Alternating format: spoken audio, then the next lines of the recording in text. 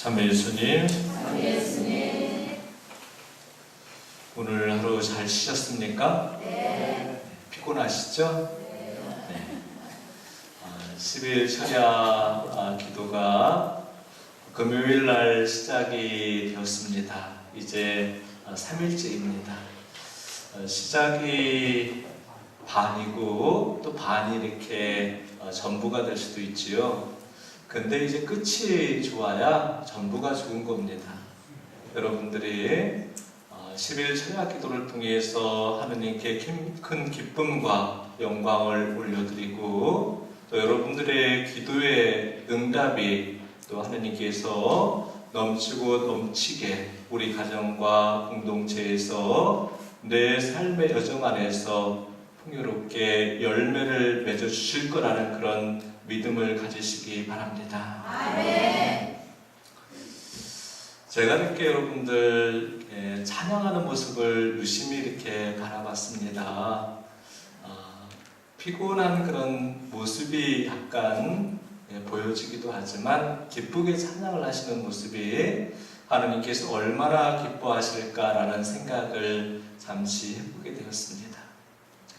제가 언젠가 필정 지도를 간 적이 있는데 마찬가지로 거기서도 이렇게 말씀을 이렇게 선포하기 전에 많은 분들이 이렇게 몸으로써 찬양을 하셨어요. 근데 앞에서 찬양을 인도하신 분들이 기쁘게 이렇게 찬양을 하시는 분이 있고 약간 기쁘지 않는 모습으로 찬양하는 그런 분도 있었던 것 같습니다. 어떤 분은 기쁨의 찬양을 올려드리고 어떤 분은 찬양을 하는데 그 찬양에 왜 기쁨이 없을까 하는 묵상을 이렇게 잠시 해본 적이 있는데요. 여러분들은 왜 그런지 한번 생각을 해보시겠습니까? 왜 그럴까요?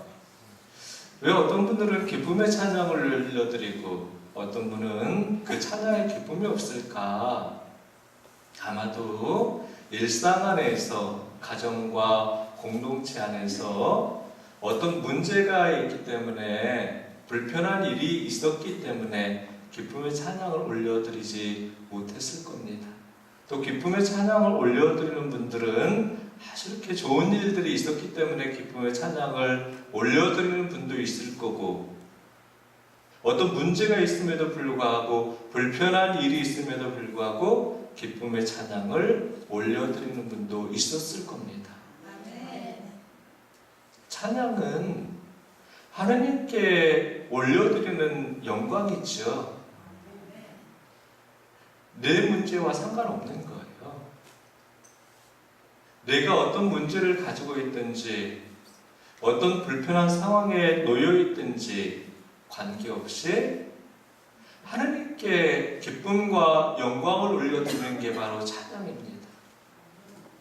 근데 내가 어떤 문제를 가지고 있는데 불편한 상황에 처해 있는데 어떻게 기쁨의 찬양을, 기쁨의 영광을 올려드릴 수가 있는가? 내 문제와 내 불편한 상황을 하나님께 맡겨드리는 거예요.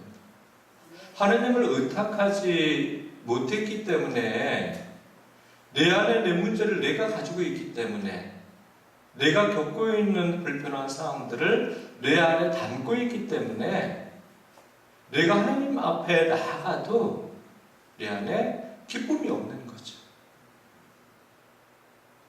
하나님께 영광을 올려드려야 되는데 감사의 찬양을 올려드려야 되는데 나를 행복하게 하지 못하는 것들 하나님을 기쁘게 하지 못하는 것들이 내 안에 담겨져 있기 때문에 내 모습이 하나님께 찬양이 되고 영광이 되지 못하는 겁니다. 그래서 여러분들이 혹 어떤 문제가 있다면 불편한 상황에 처해 있다면 그 모든 것들을 하나님께 다 맡겨드리기 바랍니다. 내가 가지고 있을 필요가 없어요. 내 문제가 되어서는 안 돼요. 내 문제는 하나님의 문제가 돼야 돼요. 내 어려움이 되어서는 안 돼요. 내 어려움이 되면 그 어려움 때문에 우리는 무너지게 된다는 거예요. 그 어려움 때문에 절망하고 실망하고 낙담하게 된다. 내 안에 불편함들이 내 불편함이 되면 내가 하나님께 나아가는데 그러한 것들이 장애가 된다는 거예요. 내 문제가 하나님의 문제가 되면 그 문제는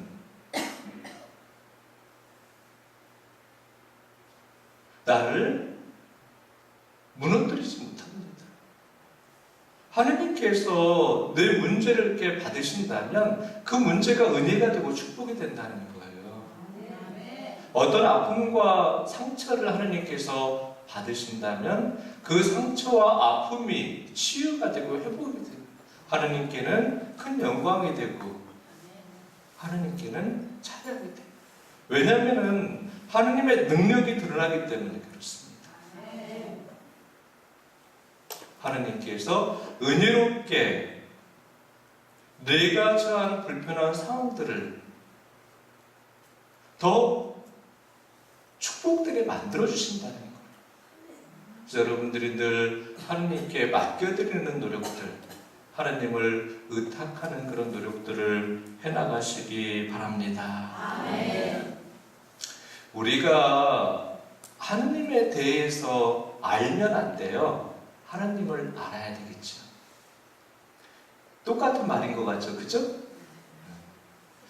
어떤 사람들이 저에게 그런 이야기를 해요. 신부님, 제가 신부님에 대해서 알고 있습니다. 어떤 사람은 제가 신부님을 알고 있습니다. 이렇게 이야기를 합니다. 근데 달라요. 똑같은 이야기 같지만. 나에 대해서 아는 사람은 나에 대해서 누군가가 이야기를 했기 때문에 나에 대해서 안다고 이야기를 하죠. 나를 안다고 하는 사람들은 나와 직접적인 그런 관계를 맺었던 사람들이 하는 이야기지요. 다릅니다.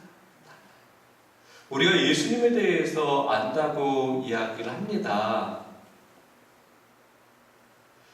예수님과 함께하지 못했지만 누군가에게 예수님에 대해서 들었기 때문에 예수님에 대해서 내가 알고 있습니다. 이렇게 말할 수가 있는 거예요.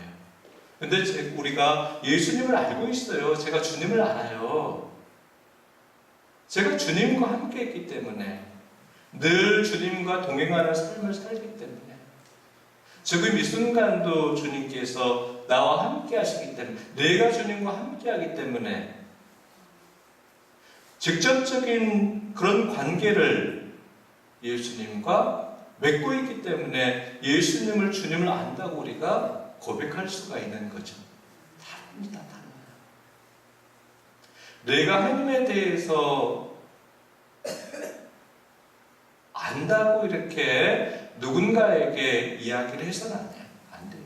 하나님을 안다고. 그럴 때 하나님께 내 자신을 온전하게 맡겨드리고 하나님과 동행하는 그런 삶을 살아볼 수가 있어요. 하나님이 내 삶을 주관하는 하나님을 내 삶을 하나님께 초대해드리는 그런 선택을 우리가 해나갈 수가 있습니다. 더 은혜롭게 축복되게 하나님과 관계를 맺어갈 수가 있습니다. 늘 이렇게 여러분들이 하나님과 깊은 일치를 통해서 하나님과 동행하는 삶을 살아가시기 바랍니다. 그럴 때 그 삶이 얼마나 은혜롭고 축복된지 여러분들이 체험하게 되기를 바랍니다. 우리 주교님이 가끔 이렇게 복지관에 가서 미사를 이렇게 봉헌을 하십니다. 복지관은 어려운 사람들이 이렇게 찾아오는 곳이죠. 물론 그곳에 근무를 하는 직원들을 위해서 미사를 봉헌하시기도 하지만 그곳을 이렇게 이용하는 사람들을 위로하기 위해서 미사를 이렇게 봉헌을 하십니다. 주교님이 이렇게 똑같은 말씀을 하셔요. 항상 이렇게 복지관에 가서 미사를 봉헌할 때마다 여러 개 복지관이 있죠. 우리 교구에 장애인 복지관도 있고 또 노인 복지관도 있고 여러 가지 미혼모 시설도 있고 한부모 가족 시설도 있어요. 그리고 또 보육원도 있고 그렇습니다. 근데 주교님은 그 복지관을 그냥 이렇게 국가에서 어려운 사람들을 위해서 지어놓고 어려운 사람들이 그곳을 이렇게 이용하면서 삶의 여러 가지 편리함을 얻으라는 그런 말씀을 하지 않으세요. 그냥 이렇게 단순하게 건물이라는 그런 말씀을 하지 않으세요. 안식처라는 그런 말씀을 자주 이렇게 하십니다. 주교님께서 마음과 영을 또 이렇게 육까지도 편안하게 쉴 수 있는 것, 안식처. 그리고 어떤 문제가 생겼을 때 그 문제를 이렇게 피해서 쉴 수 있는 것, 비바람이 불었을 때 비바람을 피할 수 있는 것, 어떤 상처와 아픔을 이렇게 가지고 있는 사람들이 위로받을 수 있는 것, 삶에 힘을 얻을 수 있는 것, 그런 말씀들을 하셔요.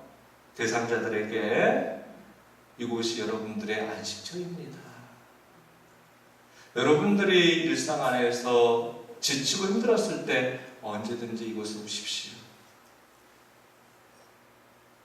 이곳에 오면 여러분들이 이렇게 몸과 마음의 힘을 얻을 수가 있습니다. 위로를 얻을 수 있습니다. 육적인 쉼을 얻을 수 있습니다. 그런 말씀을 하십니다. 그 말씀을 들으면서 제가 우리 기도회를 생각을 했습니다. 기도회를. 우리 기도회는 안식처입니다. 안식처. 세상에 그 어떤 것도 내가 쉴 수도 없는 곳이 없을 때 내가 정말 이렇게 쉴 수 있는 것, 언제든지 이곳에 오면 몸으로, 육으로, 영으로 위로를 받고 또 새로운 힘을 얻을 수 있는 것, 치유를 받고 회복이 될 수 있는 것. 왜냐하면 이곳에는 하나님이 계시기 때문에 그래요. 하나님이 함께 계십니다. 하나님의 위로가 있고 하나님의 사랑이 있어요.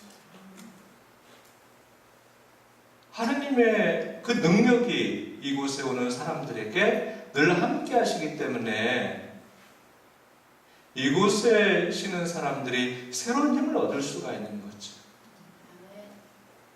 세상에 비바람을 피할 수 있는 곳이 우리 기도회입니다. 여러분들이 정말 이렇게 지친 몸과 마음을, 지친 영을 우리 기도회를 통해서 치유받고 회복되고 또 하나님께 위로를 받고 그리고 새로운 힘을 통해서 하나님께 기쁨과 찬양의 삶을 살아가시기 바랍니다. 아멘. 주교님은 또 항상 이렇게 그런 말씀을 하십니다. 이렇게 제가 주교님께 칭찬하는 걸 주교님이 들으셔야 되는데 이렇게 요즘 제가 이렇게 좀 더 높이 올라가지 않을까요?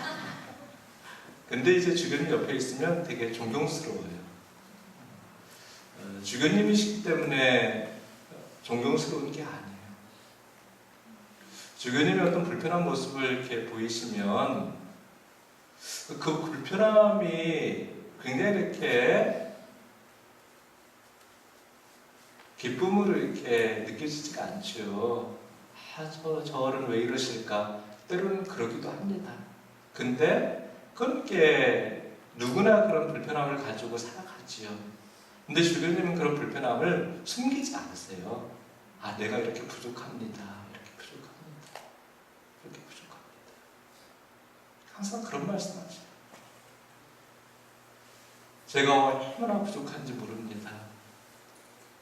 얼마나 부족하냐면 여러분보다 이렇게 머리도 없지 않습니까? 이런 말씀 하시더라고요. 근데 또 인간적인 그런 여러 가지 마음과 영적인 부족함도 항상 이렇게 고백을 하십니다. 근데 그런 부족한 나를 통해서 하나님께서 당신의 일을 하고 계신다는 그런 말씀을 하셔요. 내가 내 부족함에 대해서 알아가는, 내가 내 부족함에 대해서 깨달아가는 그런 사람들이 하나님의 일을 할 수가 있는 거죠. 내 부족함을 인정할 때 하나님께서 그 부족함을 통해서 일을 하실 수가 있어요. 근데 내가 내 부족함을 인정하지 않는다면, 내가 내 부족함에 대해서 깨닫지 못한다면 하나님은 결코 우리 자신들을 통해서 당신의 일을 해나가시지 못합니다. 내가 내 부족함을 인정한다는 건 뭐예요? 하나님께 도움을 청해드린다는 거예요. 내가 내 나약함, 내 부족함을 인정할 때 누군가에게 도움을 청할 수가 있어요. 저희 사무실에서도 마찬가지예요. 제가 일을 할 때 우리 사회복지 전문가들이 이렇게 있습니다.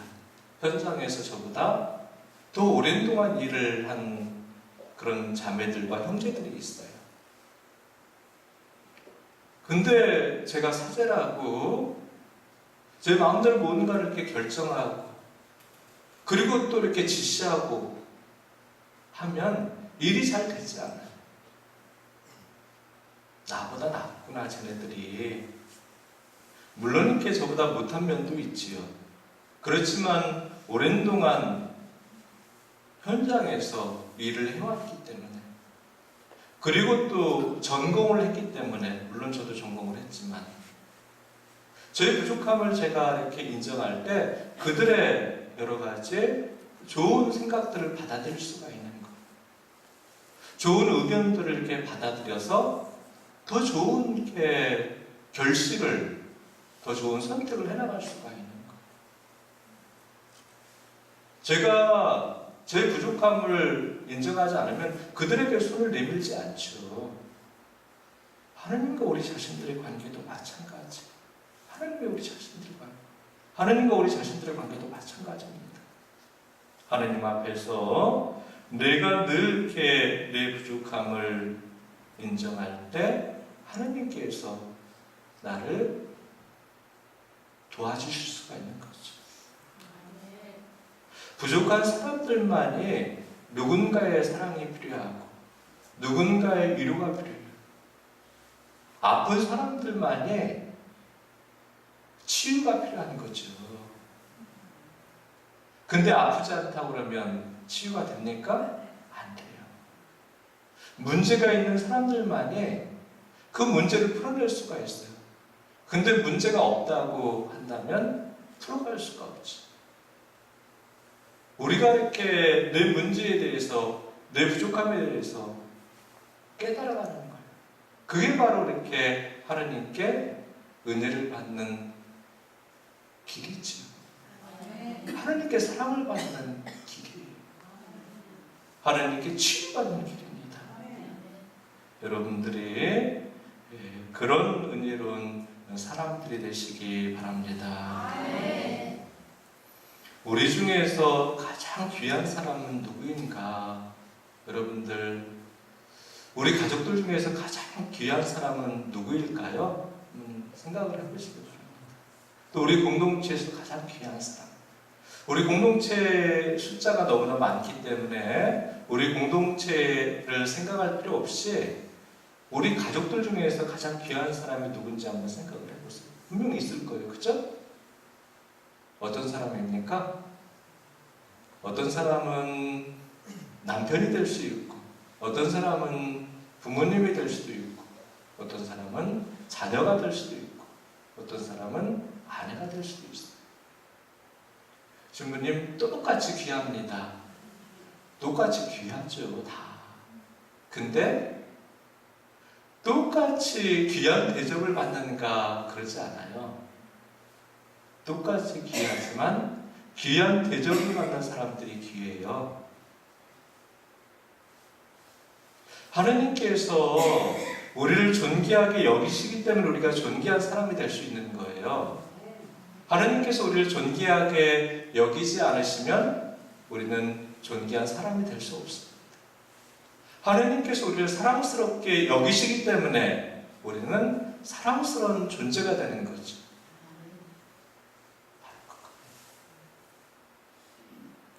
내가 하느님께 존귀하게 사랑스럽게 여김을 받는 것처럼 누군가에게도 존귀하게 그렇게 사랑스러운 대접을 받을 때 존귀한 자로서 사랑스러운 존재로서 그들과 관계를 맺어갈 수가 있는 거죠. 근데 누군가가 나를 그렇게 대우해 주지 않으면 우리는 그들과 관계를 존귀하게 사랑스럽게 맺어갈 수가 없어요. 제가 이렇게 이 말씀을 드리고자 하는 그 이유는 정말 이렇게 내가 하나님께 그렇게 대접을 받는 것처럼 나 또한 그러한 하나님의 마음과 하나님의 그 눈으로 사람들을 바라보고 그 사람들과 관계를 맺고 그 사람들을 받아들이라는 것. 아멘. 내가 귀하게 대할 때 그 사람이 귀한 사람이 되는 것. 그리고 그 사람이 또 나를 귀한 사람으로서 맞이할 수가 있는 겁니다. 여러분들 가정과 공동체에서 은혜롭고 축복된 관계를 맺어가시기 바랍니다. 아멘. 근데 축복되고 은혜로운 그런 관계를 맺어가기 위해서는 내가 그렇게 은혜롭고 축복된 그런 모습으로 다가서야 된다. 그럴 때 나에게 다가오는 사람들이 축복되고 은혜로울 수가 있습니다. 아멘. 아멘. 아멘. 어떤 자매님이 저에게 기도를 열심히 하시는 분인데 간혹 그런 말씀 하셔요. 신부님, 사회복지 일을 하시면서 참 이렇게 걱정이 많으시죠? 그런 걱정하지 마십시오, 신부님. 그러시더라고요. 그래서 제가 그 말씀을 들으면서 돈이 필요할 때마다 돈을 주실래나? 그런 생각을 했어요. 왜냐면 사회복지는 돈이니까. 근데 내심 기대를 했는데 그분이 이렇게 말씀하시더라고요. 주님, 걱정이 있을 때마다 저에게 말씀하시면 제가 기도해드리겠습니다. 그래요. 당신이 기도하면 다 이루어진대요. 다 이루어진대요. 기도보다도 이렇게 저는 돈을 주면 좋을 것 같은데 그래도 이제 그분이 그렇게 말씀하시니까 굉장히 위로가 되더라고요. 근데 그분이 이렇게 그냥 말씀하시는 게 아니었어요. 당신이 기도하면 다 이루어진다는 그런 굳은 믿음이 있는 분이세요. 그래서 제가 언젠가 무슨 일이 생겼는데 그분께 이야기를 했습니다. 자매님, 이러이러한 문제가 있는데 기도를 좀 이렇게 하십시오. 그랬더니 그분이 이렇게 걱정하지 마세요. 제가 기도하면 다 이루어집니다. 다 이루어집니다. 기도하겠습니다. 걱정하지 마세요. 그래서 이렇게 그 일이 해결이 되려나 반신 많이 했습니다. 얼마 지나고 나서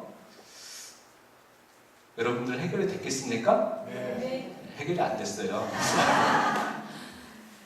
해결이 안 됐습니다. 그래서 그분이 묻는 거예요. 신부님, 해결되셨죠? 그러더라고요.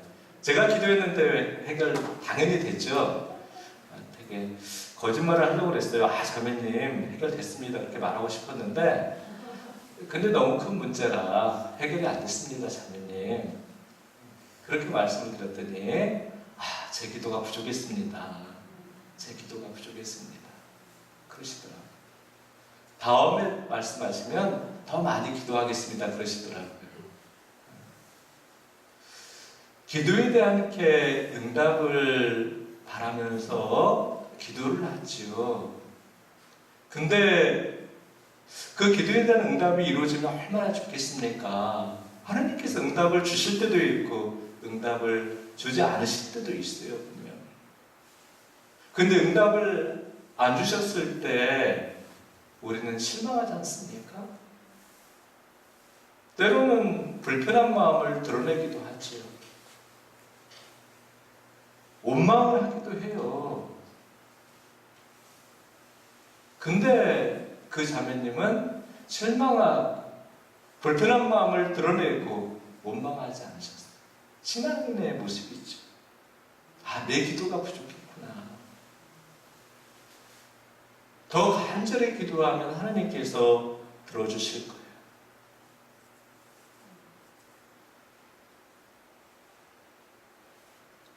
더 절박하게 기도하면 하나님께서 들어주실 거예요. 내 믿음이 부족했구나. 더 굳은 믿음을 가지고 기도하면 하나님께서 응답하실 거예요. 그런 말씀하시는 거예요. 여러분들, 우리가 기도를 통해 응답할 수 있는 방법이요, 이게. 응답받을 수 있는 방법이. 내 기도에 절박함이 있어요, 절박함. 간절함이 있어야 돼요, 기도에. 내 기도에 어떤 의심이 들어가면 안 된다는 거예요. 마지못해서 어쩔 수 없이 하는 기도는 응답받을 수 없습니다. 예수님께 간절히 부르짖는 사람들을 보십시오. 예수님께서 응답해준 그런 사람들의 모습을 보십시오. 그 사람들의 기도에는 절박함이 있어요. 간절함이 있었어요. 간절함. 에이, 기도하다가 지친다, 힘들다 하지 말자. 그런 마음은 없었어요. 기도에 인내심이 있어요. 인내심. 우리가 철야 기도를 자주 하지 않습니까? 그죠? 한 번 기도하는 게 아니에요. 끊임없이 하나님께 매달리는 거지. 한 번 기도할 때도 하나님께서 그 기도에 대한 응답을 이렇게 주십니다. 근데 내 한 번 기도가 아니라 간절함이 들어간 끊임없는 기도가 하나님의 응답의 그 열매가 내 삶에서 또 내가 이렇게 지향하는 모든 사람들의 삶에서 은혜의 축복의 열매들이 맺어질 수가 있다는 거예요. 한 번 기도하는 것은 믿음이 없는 거죠. 믿음이 있을 때 믿음. 그 믿음이 있을 때 우리가 하나님께 감사를 드릴 수가 있어요. 믿음이 있을 때 하나님께 찬양을 올려드릴 수가 있어요. 믿음이 있을 때 하나님께 영광을 올려드릴 수가 있어요. 믿음은 내 맡김이에요, 내 맡김. 문제가 있어도, 어려움이 있어도, 예기치 않은 어떤 상황에 처해도, 그런 모든 것들을 하나님께 내맡길 수 있는 방법은 믿음입니다. 믿음이 있을 때 하나님께 우리가 응답을 받을 수가 있습니다. 그런 믿음을 가지고 하나님 앞에 나아가는 여러분들이 되시기 바랍니다. 아멘. 어떤 분이 상처를 이렇게 받고 저에게 상담 신청을 하셨어요. 성당을 이렇게 안 나갈까 하시더라고요. 신부님, 이제 믿음 생활을 이렇게 접으려고 합니다.